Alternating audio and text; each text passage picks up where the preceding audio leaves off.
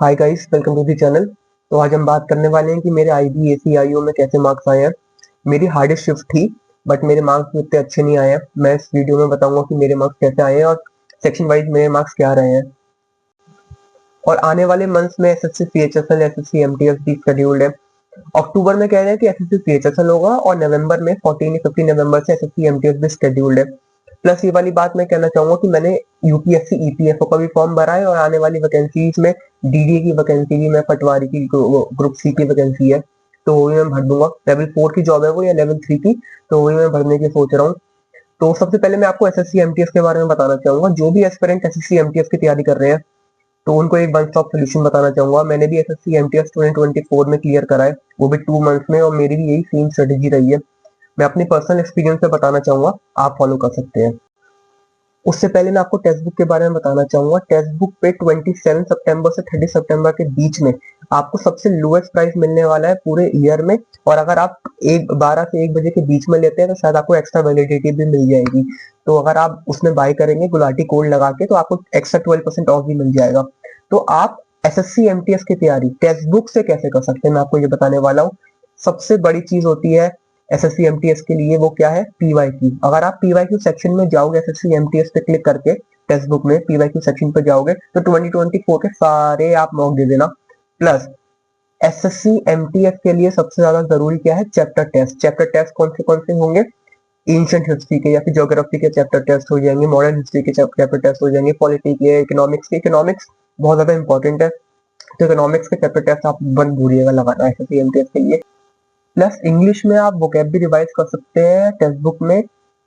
Error आप कर सकते हैं, आपको जंबल वर्ड्स करने हैं, जंबल सेंटेंसेस करने हैं, वो कर सकते हैं। आप PQRS आपको करने हैं, वो कर सकते हैं।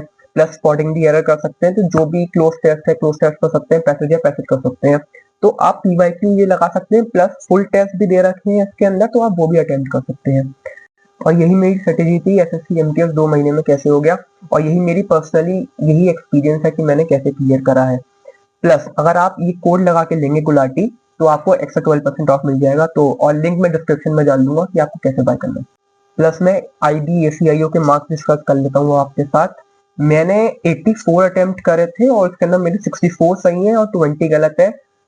अब जो माइनस माइनस सब कुछ कर करके मेरे 59 मार्क्स बन रहे हैं। 18 सितंबर की शिफ्ट थी जो हार्डेस्ट शिफ्ट थी अभी तक, और नॉर्मलाइज मार्क्स मेरे शायद 68 बन रहे थे लगभग, रैंक मित्रा पे मैंने जैसे देखा था।